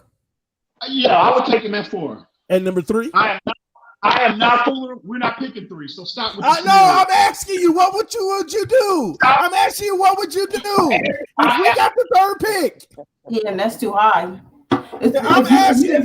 No, let me tell you why, Phins Daddy. Let me bail my brother out. Let me bail my brother out. Okay. Go ahead, Phins Daddy. No, don't bail him out though. Don't bail him out. Don't bail him out because I'm about to give it to him. Yeah, this is what you do. If by some chance we lose, which I don't foresee us, I foresee us getting like the next 3 wins. So if we're picking 3, what you do is you pick the defensive player that you want. Now the Dolphins are lucky to be in a position where they have extra draft picks. You then take one of those later second rounds, you take that, you company with another pick, and you move up to where you need to be to get Tua. But at that point, you have to be able to know where Tua, like what teams are really high on Tua. So you're saying if we're picking at 3, we select a and then we package one of our other. If you're that high on Tua, if you're the Dolphins and you're that high on Tua and Tua is going to be your future, then yes. If Tua is not your future, then you let it play out. But you do not walk away from the top 3 without getting one of these defensive ends or defensive tackles that are so highly graded. It's not happening. But I told you, ideally, that's what I would do. I said that. I said, ideally, in a perfect world, in my opinion, what I would do if I was them, I would trade back and amass more capital, select your pressure player at that point, and use the capital that you amassed with the initial trade back, move back, jump back up, and get him. That's exactly what I said. So why are you saying no? I don't understand why you don't understand that. I understand what you're saying, but what I'm saying is you go out and get what's best available because it's not like we don't need a defensive tackle or a defensive end. You go get whether Derek Brown is still there, or Chase Young is still there, or Espinosa is still there, or the guy from Penn State, or one of the guys from LSU. I got to remember their names. You go get them. You already have enough picks to move them up. We're not moving back. I'm gonna be in Las Vegas, and I dare the Dolphins to have a top 5 pick and decide to move back if one of the guys that we're really high on the defensive side is still available. But again, get somebody on the defensive side of the ball because that side definitely needs to be beefed up. We can sit up here and make projections all day long. At the end of the day, it's a constantly fluid situation. You know, we're not going to know the direction. We can't really sit here and say, well, we can really figure out what direction Miami is going in until after free agency. Correct. Guys, I just wanted to show y'all what someone looks like who is straight up biased for Tua. Okay, it's this guy right here on the screen, the number 1 Tua near of all time right here, because he's literally sitting here and telling us, right? He's saying to us that with the injuries, even if the medical checks out, his value is somewhere around 10. But if he's available on the board at 3, you go get him. He would go get him. You see how he's flip-flopping. I'm gonna bring you on because I want you to backtrack. All you've been doing has been backtracking. You ain't muted. You on. Okay. You ain't muted. I answered your question, TD. You said yes. Yes, you did. Again, I might have misinterpreted the question. What I said was he shouldn't get past 10. Is what I said. He shouldn't. So that means you still haven't answered my question. Then you still ain't tell me. Now you want to talk about shouldn't get past. Can we get a number from the well-known, the world-renowned EM Dolphins fan with the injuries? What number does his value fall to? You know this game enough to give us a number instead of saying somewhere around. Did I not say I'm selecting him at 6? Did I not say that? Number 6. I answered your question. I didn't ask where you were selecting him. I asked, with the injuries, even if the medical comes back fine, what is the appropriate draft spot for him? I'm not asking where you're selected. What makes logical sense? Top 10. Top 10. Stop giving me top something. Give me a number. Give me a number. Give me a number. You can't do it. You can't do it. You can't do it. You know why you can't do it? Because you want to leave wiggle room for you to be the number one souvenir. Yo, you ain't got to compete with nobody to be the number one souvenir. You done been had that championship belt. My name is not Mel Kiper Jr. I'm not Todd McShay. I'm not Bucky Brooks. So my thing is he should be drafted in the top 10. And I'm gonna leave it at that. Everybody see you losing this one bad, man. I don't give a damn who's seeing what. You think I care? Really? Hey, man. Hey. I think you have known me long enough that I can give a flip about who says whether they disagree with me or not. I can give a damn. You should know that. Hey, I like this comment right here, man. Let me pull it up, man. I actually like this comment from somebody, and they gave a donation with it. So shout out to them. Hold on, you got to see this, man. Omar Kelly would be proud of you. Oh, Lord. Well, bro, all I'm saying, that kid is too special of a talent.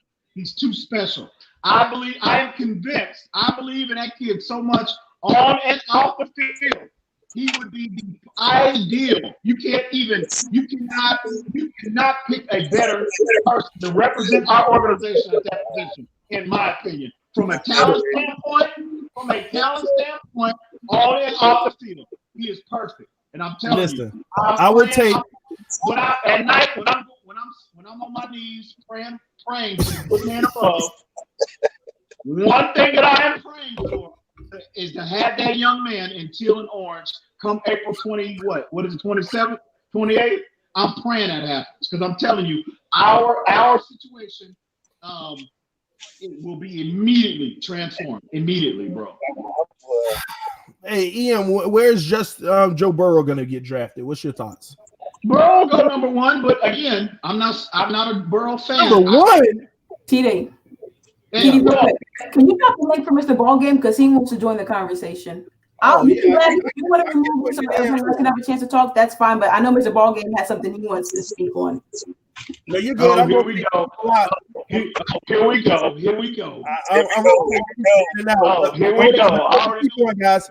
Guys, hold on. Before we keep going, I did want to give a special shout out. Shout out to Jay Rose joining us from the beginning of the stream, man. I appreciate you, homie. Any last words you want to say as I rotate people in and out? Nah, that's all right. I'm good. I just wanted to get my 2 cents. Ian, man, you wrong for that, boy. I hear you. I hear you, bro. Hey, I hear you. It's all good. All right, y'all. Jay Rose, appreciate you, homie. I'll hit you up, man. All right. Hey, shout out to Frank Wilson in the building. I see you, man. What's up, man? What's up, family? What's going on, family? What's going on with y'all? What's good? Y'all doing okay? Good.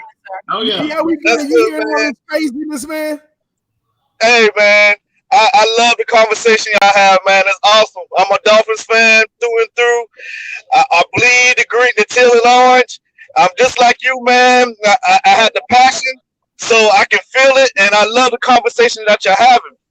My problem is that we all talking about these quarterbacks in the college draft. Why are we not talking about any of these free agents? I mean, we got good question. Hundreds of free agents coming out right now at quarterback, that we can get to, that we can have, that we know what they have done in the league. We know that what Andy Dalton did. We know what Jameis Winston is. We know what Cam Newton is. We know what all these other quarterbacks that's coming out. Why we can't get a free agent and then work on the draft with our offensive and defensive line? That's Frank, the only thing I'm worried about. Frank, I love you, man. I love you. And I love the list that you named, boy. You blew all us away when you named Andy Dalton first, though. You blew us away. But Andy Dalton is a good quarterback. Andy Dalton got a winning record. He's never His won. record is a winning record. No, but he's a winning record quarterback. In the right situation, in the right coaches, he could be even better than he was. That's exactly. Hey, I would even take Andy Dalton over Fitzpatrick. I would. Yeah. Yeah, but I take Tannehill over everybody he just named. Me too. I take Tannehill back too. Hey, you know what? Yes, sir. Good. I'm with you. I'm with you, baby. I'm with you. I'm a Tannehill fan with you, baby. I'm so upset that we got rid of him. Why would we pay someone like Teddy Bridgewater $25 million? Because look at what Jacoby Brissett got. Why would we pay one of these guys when we can keep Fitzpatrick? Because he's proven. But we can get proven. He's what? proven. Proven what? He's proven. He's won some. Come on, Teddy Bridgewater's not a proven quarterback. Some regular season games. Teddy Bridgewater. I want to answer. Hold on. You know what? He actually stunted Michael Thomas a little bit when Breeze was out. Let's be honest. Michael Thomas was not blowing it up like how he does when Breeze is. And so my question is this: Why would you do that when you can draft someone, have them on rookie money, and then you got Fitzpatrick and Rosen, you could write out another? Because we need so much other parts of the team. Yeah, but y'all trying to put so much on the one team, one player, but we are garbage on almost every part of our team. You got 5 first-round draft picks in 2 years. Right, quarterback is the most expensive position. So what he's saying is, why go spend the most? Just because we have money doesn't mean you need to spend it. Rich people don't spend their money. That's how they stay rich. Now, what he's saying is, why go pay for the most expensive position if we do have other areas that we do need to address? You could you could get Schreff and Funny for the money. We are dead. Water. So we have no running game. We have no offensive lineman. We have no pass rush. We have no our special teams. Our kicker. We might be good with our kicker and our punter, but our team is a mess right now. We are on a record-breaking NFL record-breaking worst ever offense. Our running game is the worst in NFL history. Our running game is the worst. Yeah, because NFL history, not Dolphin history. Yeah, but hold on. NFL history. Yeah, but that's because Balaj is averaging like 1.1 yards. Right. Don't put that on Balaj. But I think what this season have proven more so than it, just like any other issue, is that the cupboard is not as bare as people thought. I think you're right. I think they just need to get better. They need to get higher in talent at certain positions, and I think we can have a quick turnaround. We need a pass rush. Well, Frank, we need a pass rush. I'm sorry. I wanted to answer your initial question, Frank. And here's my thoughts on why we're not gonna worry. I don't think, at least right now, that we're even looking to pursue one of those veteran guys. Because you're right, one of those guys can help us win now. Just like Fitzpatrick's kind of doing for us, but maybe even better, right? But here's why. It goes back to the principle of why we moved on for Tannehill. People can argue and say all they want, they moved on because he wasn't the answer. It's just that with the process that we were about to go through, his money wasn't the answer. And by getting one of those veterans, all we're doing is going right back into that situation. We're going to have a lot of draft picks in the first round over the next 2 years, 5 or 6 to be exact, depending on what we do in this draft with trading out. And a lot of those guys might. What's that? I mean, it's so much. Why are we worrying about money? We got almost what? How much money we have? We got so much money. We shouldn't even worry about money. Yeah, but you gotta be. Hold on. Why you can't lock yourself in the big? We got like over almost 100,000 million. Yeah, but the reason why you can't lock yourself into big deals is because you got 5 first-round picks. If those hit, you know how much money that's going to take up when they get paid. You can't. But what team ever keep their first-round picks? Look at all the teams that's in the league right now. So many teams are made up of first-round picks of other teams. We always get first pick. And guess what? Our first round pick. We always lose our first round pick. Name a first round pick besides Devontae Parker that we got on our team that we ever keep. We never keep our first round pick. And that's because we never do. Backside of it. So what he's saying is have that money on the backside. So once you do develop these guys, you have the money and the capital to keep. But then that's a 5-6 year plan. Then you're talking about 5 or 6 years to winning. And that's what I said. That's why I said. I prefaced my comments last on Tuesday night was saying I wish the fans didn't know how much money was in the bank because we as fans are so quick to say go spend that money.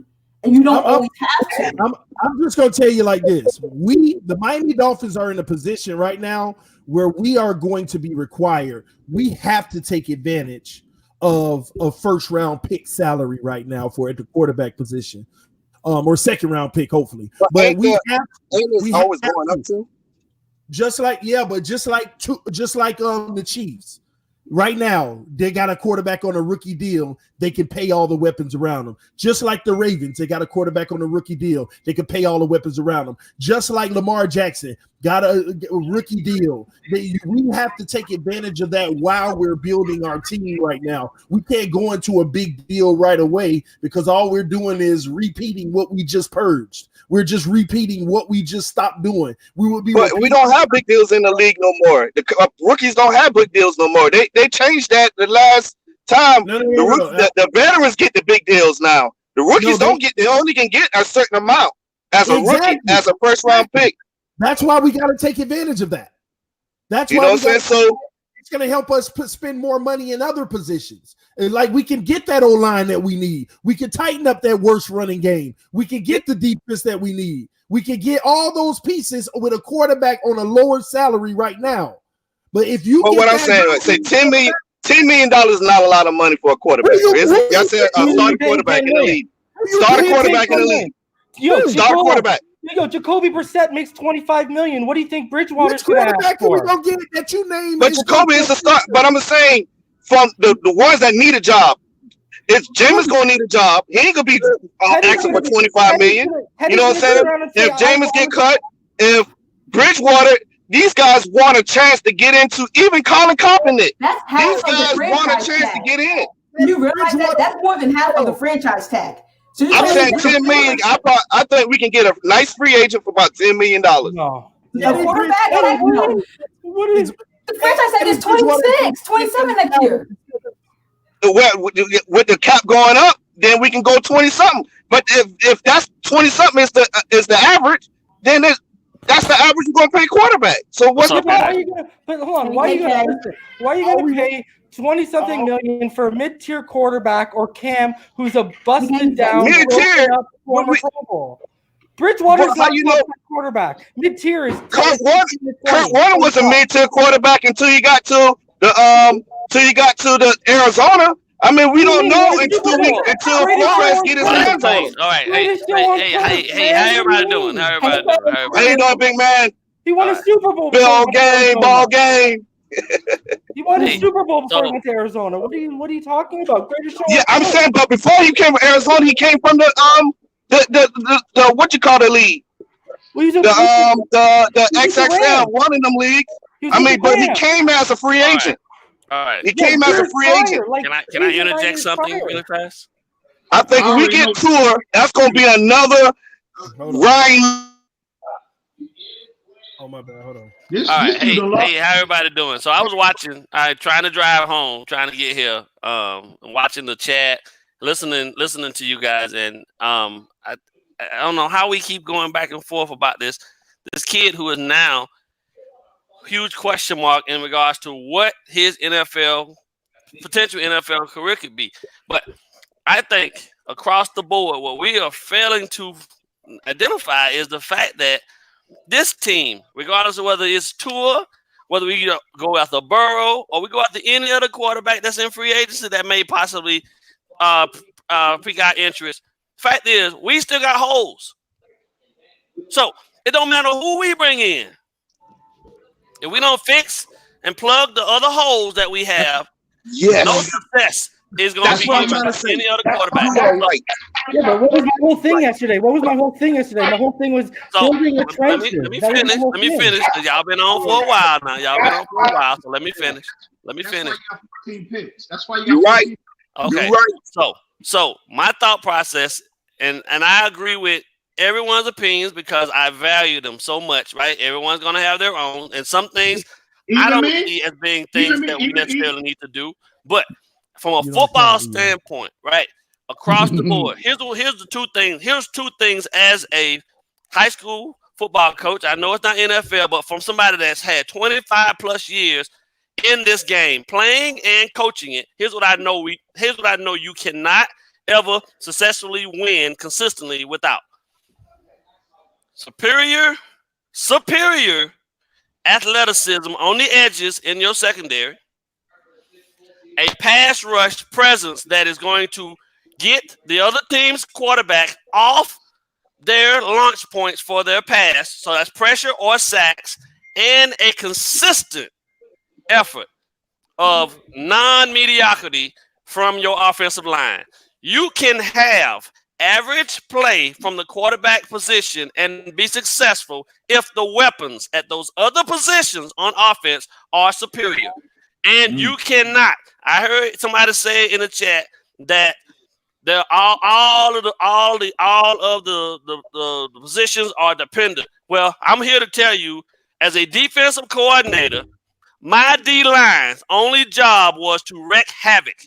Secondary and linebackers worked together to ensure that the pass coverage was successful. But D-line, pass rushers, pass rush. Run shuffle, stuff gap. They don't have a responsibility to a secondary player. They don't. They don't. Their only job is to plug a hole up front so that the linebacker isn't exposed behind them. So they are dependent. They have their own responsibility. So that is a wrong concept. Don't tell people that don't know anything about football that buffoonery. That is not true. It's not. So, let's address that. Hold on, man. You had your time, bro. Let me finish. All right. Secondly, what I said long time ago is a concept that Reason also said, which is I don't agree with taking these young guys, fresh out of college, 20, 21 years of age, and throwing them out there amongst these grown men who have been 5 or 6 years deep in this league that is completely different than all of the levels of college football together. They need time to develop. You need to bring them in a culture that is 100% about cultivating what is the best for them, their strengths and their weaknesses, to eliminate their weaknesses. If a guy does not have the ability to read a defense, you sit his ass and you put him in a room where he can officially, across the board, have time to look at different coverages over and over and over again behind a veteran that has the ability to do that on a basis. And you let that guy watch. Rosen never had that. Donald never had that. Baker Mayfield hasn't had that. And a lot of these guys that are that are premier, what they call premier, or the starting quarterbacks for their teams, suffer because of that. And you see it. Superior talent at wide receiver and tight end for the Browns, and Baker Mayfield at times looks like he is a rookie on his first year as a freshman going into his first game because the starter got hurt. That's what we see consistently. So if you let these guys come in and let them develop behind someone, I'm okay. Listen, trust me, I'm okay. I know Fitzpatrick isn't our answer, but I'm okay with what we did with Josh. It's something that Josh has never had in his entire life. He's never, ever had the opportunity to sit behind somebody and just watch and be coached and be cultivated in an environment that is conducive to his learning. You didn't give up 2 picks for this guy just to be sitting around telling yourself later, oh, we be done with him. We done scrapped him. No, Flores said he is getting better every week. And this is not a process that at any point that I believe should be something that any other organization shouldn't be doing. Well, you see what the Houston Texans did with Watson. They sat him out there, and we all felt bad for him. He got killed. His processing was slow. His came about as a result of the fact they didn't have anybody else to sit him behind. They didn't do their due diligence. And Watson's career was almost over before he got started because he got banged up and he almost got banged out the league. All I'm saying is across the board, we have other holes that we need to address. So I'm sorry that nobody agrees with the fact that Tua, I agree. He shouldn't have been out there. Kid shouldn't have been hurt. When he hurt the ankle, they should have sat him then because everything that he needed to do to prove that he was NFL ready, he had already done. But that's not the case now that we're dealing with. I can't, in my good graces, think to myself that it's a good idea to go out here and not and draft this kid at quarterback without knowing what we need to know.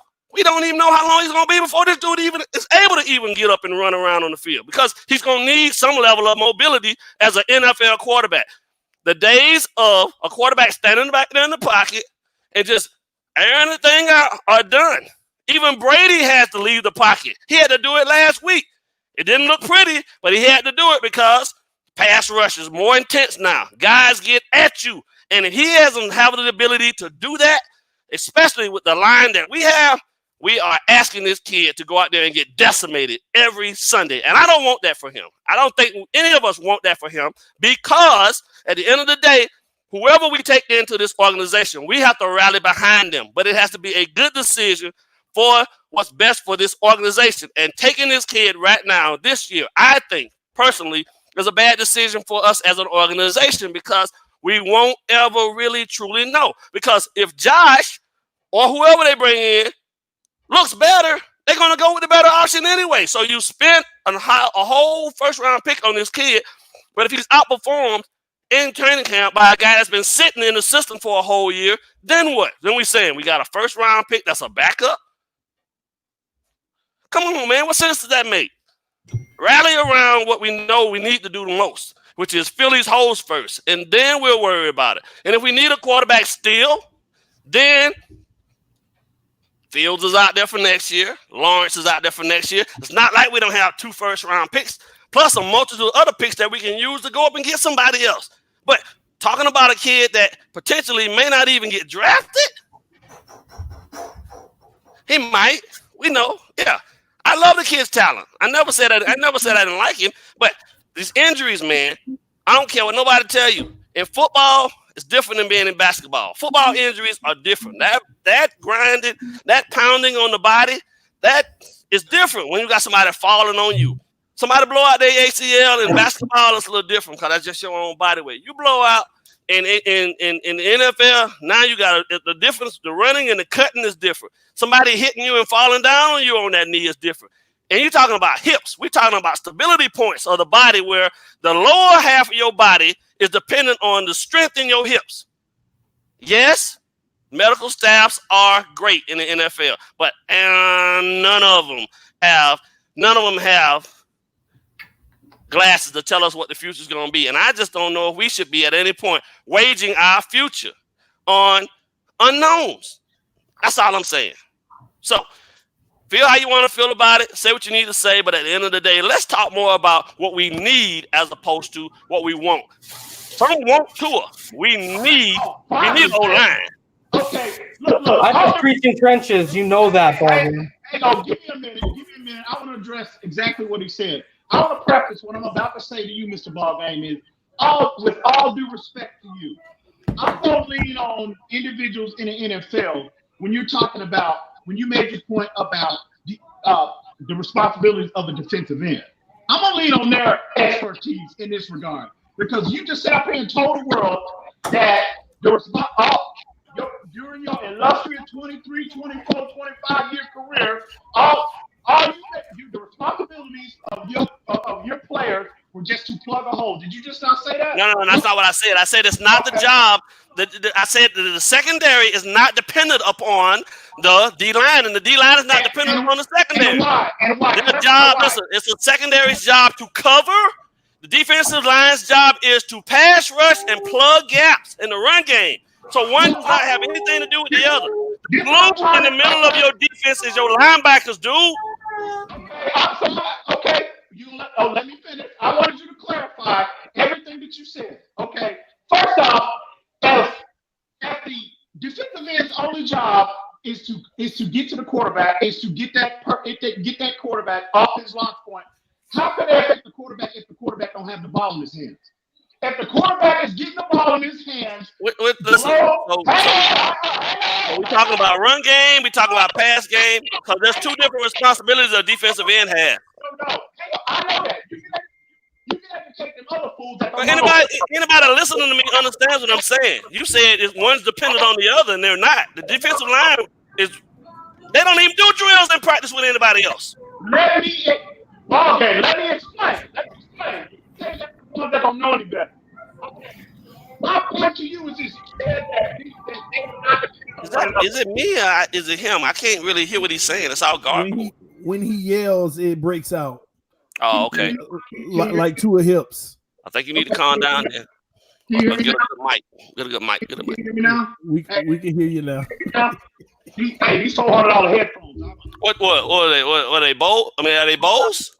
They beats, bro. They beats. Come on now. They toolers. They ain't bowls. Okay. But anyway, that's irrelevant. That's irrelevant. But I'm addressing that foolish comment you made about how it's not foolish. It's not foolish. You know that if you coach the game. Let me finish. You want me to finish? Can you mute him? Can you mute him like you muted me, please? Yeah, I can. I give you the floor. Hey, I'll mute my mic. I'll mute my own mic. I want to hear what you gotta say. Say that nonsense for them other idiots that don't know any better. That's giving you all this praise in the comment section. Say that for them that don't know the game. But anyway, he sat up here and told the world that they are not dependent on each other.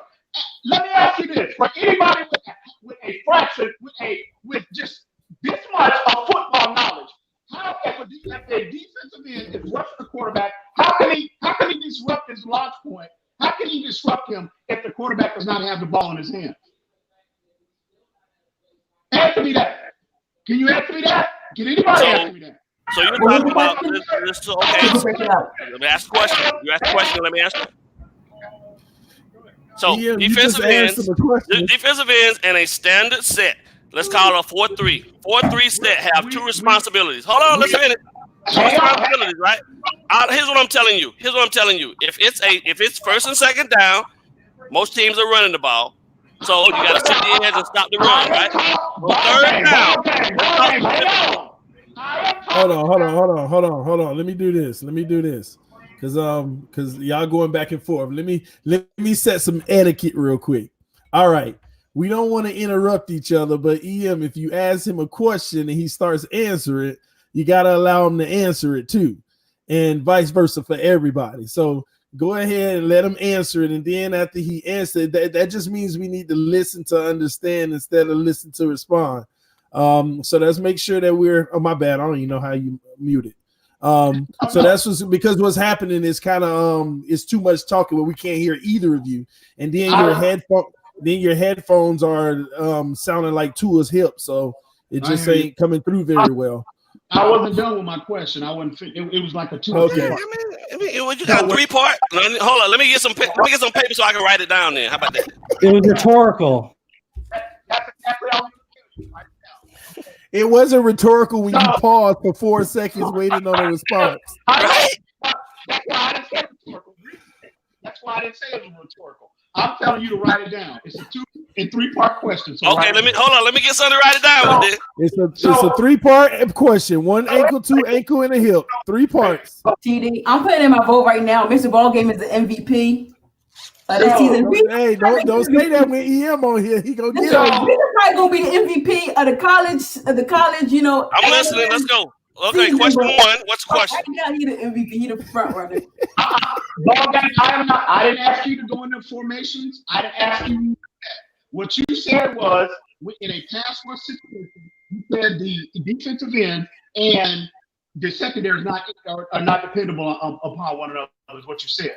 So my point to you is one of my questions to you is this: if the quarterback has the ball and he's in a passing situation, and obviously it's a passing down, and your edge player's responsibility is to disrupt him. How can they disrupt him if he's getting the ball out in 3 seconds, in 5 seconds, like Tom Brady does, like the great pocket passers do? What that did when the quarterback is getting the ball out in 2 seconds, 2.5 seconds or less, that negates any pass rush that you have. The possibility of having a pass rush that you have. So you need the secondary to cover longer. You need the secondary to hold up the cover longer to make the quarterback hold on to the ball longer so your pass rush can get to it. So you play illustrious 25-year career as a defensive coordinator. You're going to sit up here and tell the world that foolishness? Really? Again, say that for them idiots that don't know anything.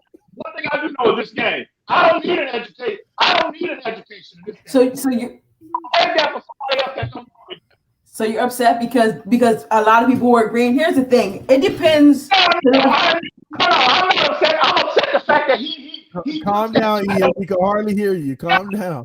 I don't know what else to be upset about, but maybe I need to explain what I was saying. My thing is like this: if he's playing the ball out in 2 or 3 seconds, then they're probably doing like some quick underneath routes or quick slants or something like that. That's when you go ahead and press coverage on them to give your line some more time and to negate those quick slants and all that. But like, but here's what he's saying is.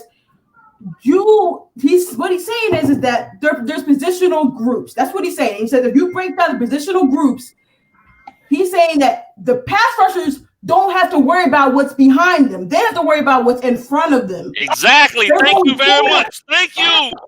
They don't worry about what's behind them. Did we get to finish? Because you didn't get it when Mr. Ballgame said it. So now I'm trying to give it to you in a different form. Mr. Ballgame, you answer because I'm not. Reason, you understand what I was saying, right? Pass rushers don't worry about what's behind them. They just pin their ears back and go. They pinning their ears back and going. We don't teach them to worry about what the secondary doing. Did I say anything about them being worried about what was going behind them? Did I say that? When did I say that? What I said was, if they cannot get to the quarterback in 3 seconds or less, if the quarterback is getting the ball out of his hand, the pass rush is negated. That's common sense. But what does that have to do with them trying to go towards the quarterback? That's what we're saying. What do you mean? Who said? What are you talking about, then, Saturday? What are you talking about? It's their job to go after the quarterback. If the quarterback wants to get the ball out their hands in 2.5 seconds, that has nothing to do with the pass rush. Their job is to. If he gets it out quick, saying? Hold on. What he's saying? What he's saying? Oh, hold on. EM. What he's saying is, if the quarterback is good enough where he gets the ball out in under 3 seconds, the ends have to depend on the coverage to hold up, so no routes open up, so they have more time to get to the quarterback. That's all he's saying. Exactly. You're 25 years to be the quarterback. You should know they're that. not. You should know that. That doesn't mean that they're fully dependent. Exactly. You need to keep your mouth. You need to stand. Excuse you? Whoa. Because I have nothing to do with any form. We don't even teach Don't think you're going to be in any form, bro. I'm sorry. I don't know. I mean, listen, we can agree to disagree, but we don't even teach it that way. Whoa. Listen, man. We don't even teach it that way. So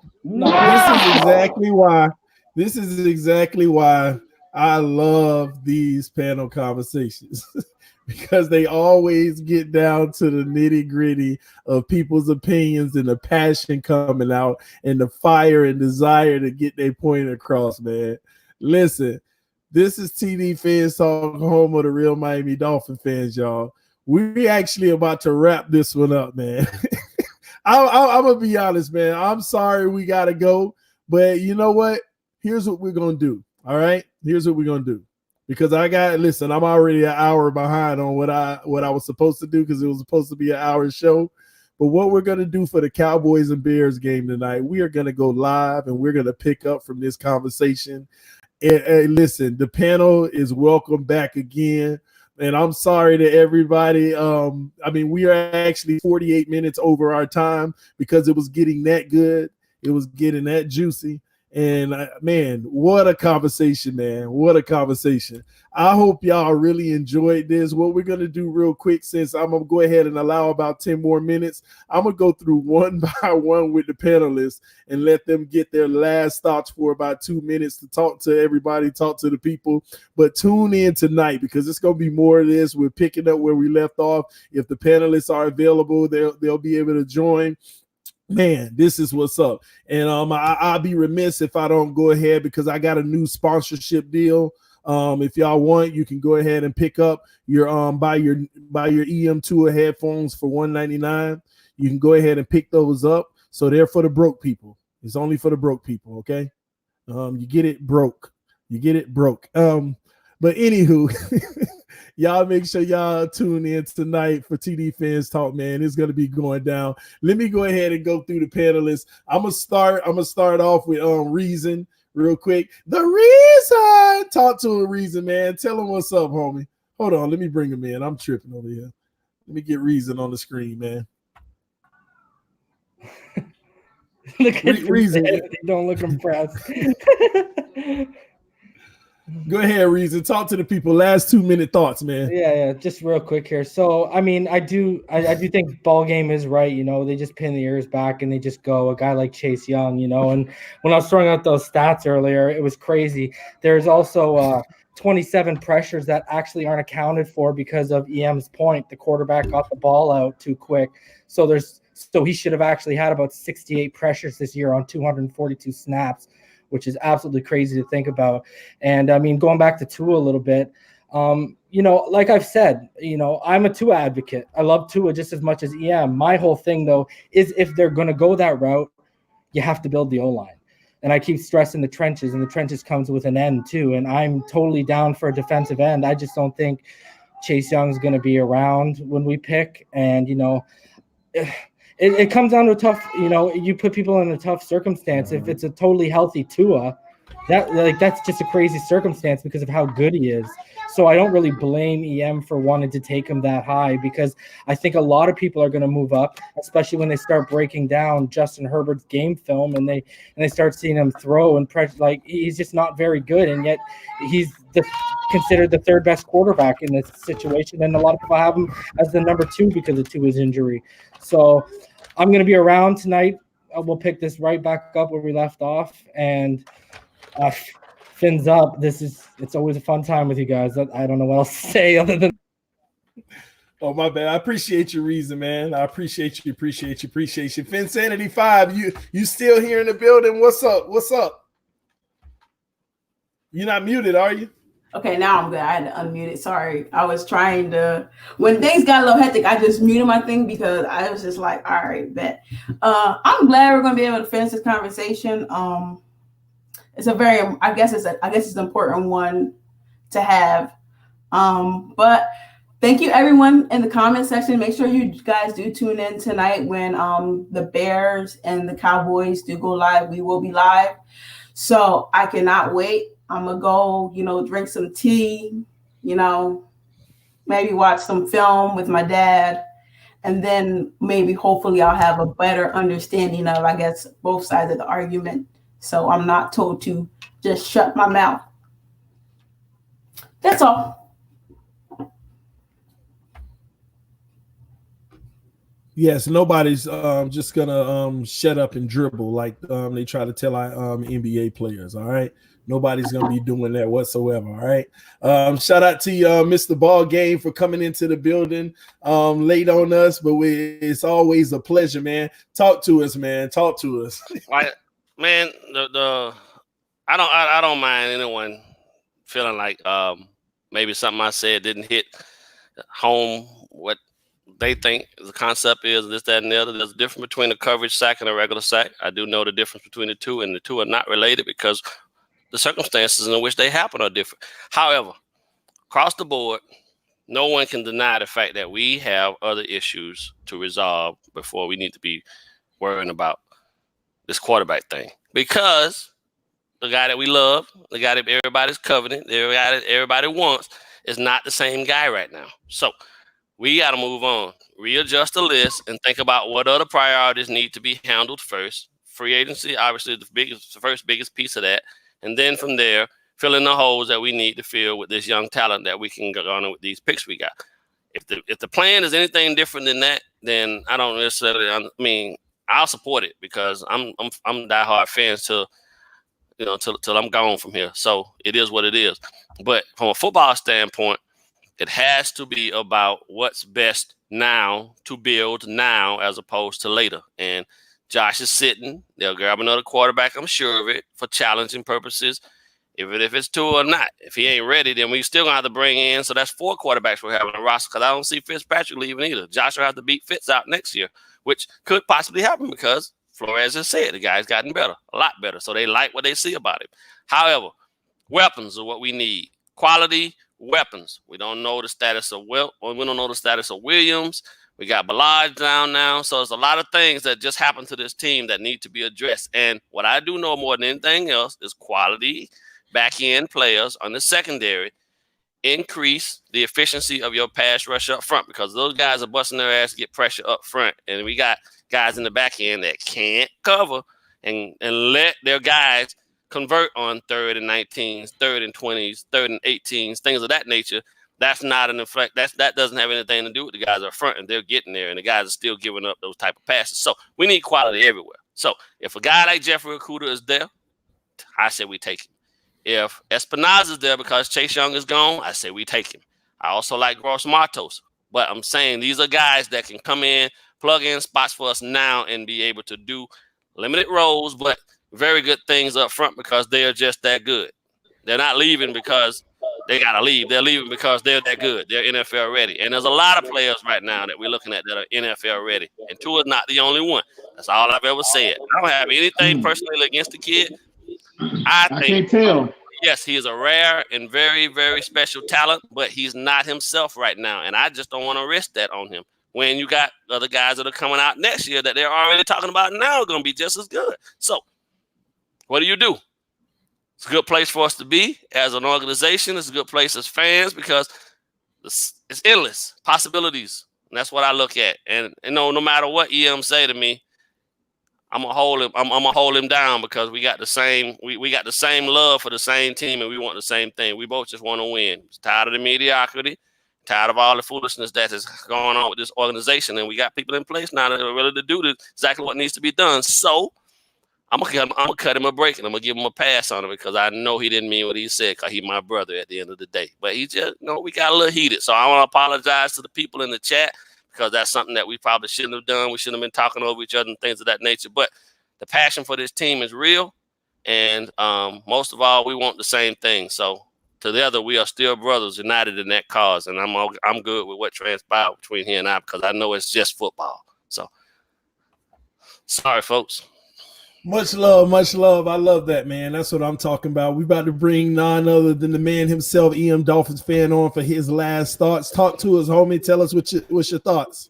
TD, why you gonna make me go last, bro? Really? It's all good. You're not last. Hey, you're not last. There's one person right behind you. Look. Oh, my bad. I'm sorry. But Tua Hip is last. I hear you. But look, I don't want anybody to misinterpret my animations. I get my animations when I'm passionate and I'm trying to articulate anything in general. That's just me. That's just my nature. But when I'm addressing anyone and I get animated, my voice might raise and it might appear that I'm upset or, there's I'm angry or anything like that. That's not the case. There's no malice involved with me being animated and passionate about my team. What I'm saying is we can have disagreements. We can agree to disagree, and we can do it passionately. Long as, I don't think I've ever disrespected any. Well, I kind of went over the board with my girlfriend Sanity, and I would have first say, that's my bad, darling. We'll talk. But anyway, ball game, as far as how I feel about all of y'all, it's nothing but the utmost respect to everyone. Anybody I interact with on this platform, it's all respect. It can be passionate. We can agree to disagree at the same time. There's no malice involved. With that being said, I do understand your concepts about what you articulated, ball game, about the differences between covered sacks and your point that you were trying to make. I totally understand what you're saying. We just disagree on the concept of what, in my opinion, every position in the game of football is interdependent on on each other. That's just my opinion. We can disagree on that point. That's fine. But anyway, it's all about passion about this team. Anybody that knows me, y'all should know by now. I mean, a lot of y'all don't know me personally, but anyone that knows me personally, they know what this team means to me. And again, I agree with ball game 100%. At the end of the day, we can have disagreements, we can be passionate about it, but we just want to win. I just want to win. I'm tired of mediocrity. If I see a prospect that I deem worthy and deem special, I'm a firm believer you move heaven and earth to get them. I've stated that numerous times on this platform. So with that being said, y'all, if me raising my voice and just being, if it rubs somebody the wrong way, I apologize this time. But at the end of the day, it's all about the love for the Dolphins, baby. It's all about the love for the Dolphins. Fins up. Fins up, fins up. Appreciate you, homie. Thank you so much, man. And last but not least, he's been sitting around trying to get in the building for a long time. I want to give him about 30 seconds to a minute to say a few things. None other than the guy himself, Quint Riddle, in the building, always showing love to the channel. What's up, Quint? Talk to us for a little bit. Up, Quint, we can't even hear you.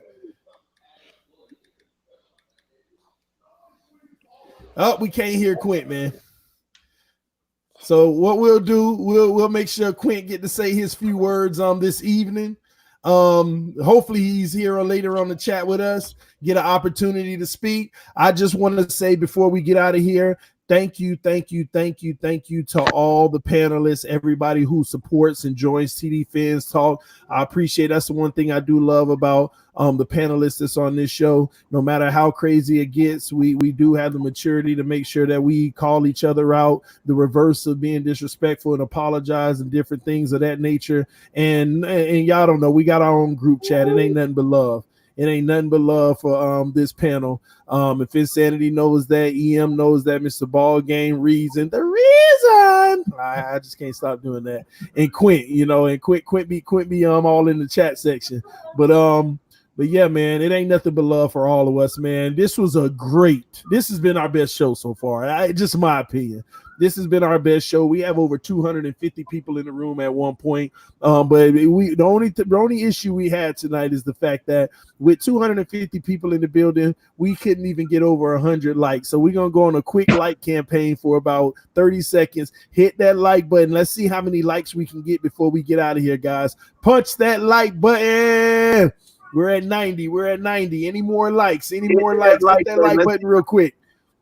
What happens when you hit the like button is it goes to other people as a suggested video. It helps this channel grow because more people subscribe. We have a bigger family over here. It's all about growing a family. It's all about growing a family, a Phins Talk family where we can enjoy talking about our team, because the media not going to do us our justice. They're just going to say negative things about us and wish us the worst. And over here, we keep it 100, but we keep it positive and we make sure that we support and love our team. So y'all hit that like button, show your appreciation. Not everybody can donate to the channel, and I'm not asking you to, but at least hit that like button. That way you could do your part in making TD Phins Talk the best experience that you can have in regards to the Miami Dolphins. I love y'all. We just got over 100 likes. I got to go do as much as I can, as fast as I can, because the babies just got here, and y'all know me. I always take care of the house and make sure the wife is good when she walks in the door with the kids. So I'm going to go ahead and handle that, and I look forward to seeing y'all tonight. Dallas Cowboys versus the Chicago Bears.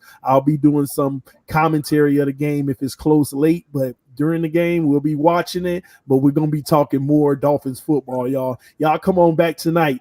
TD Phins Talk, home of the real Miami Dolphin fans. Mr. Ballgame, love you, man. Reason, I appreciate you, bro. And Finsanity 5, as always, love you. Love all y'all, man. EM done already checked out, but I know he'll be back tonight. And hopefully Quinn will be on as well. Love everybody in the comment section. We love you. We love you. We love you. And I say that sincerely, not just to say it to you, because I don't owe anybody anything. So I really do sincerely love every single one of y'all who tune in, and y'all make this show in the comment section. Appreciate your love and support, guys. This TD Phins Talk, home of the real Miami Dolphin fans. Peace. I'll see y'all soon. Great show, man. Great show.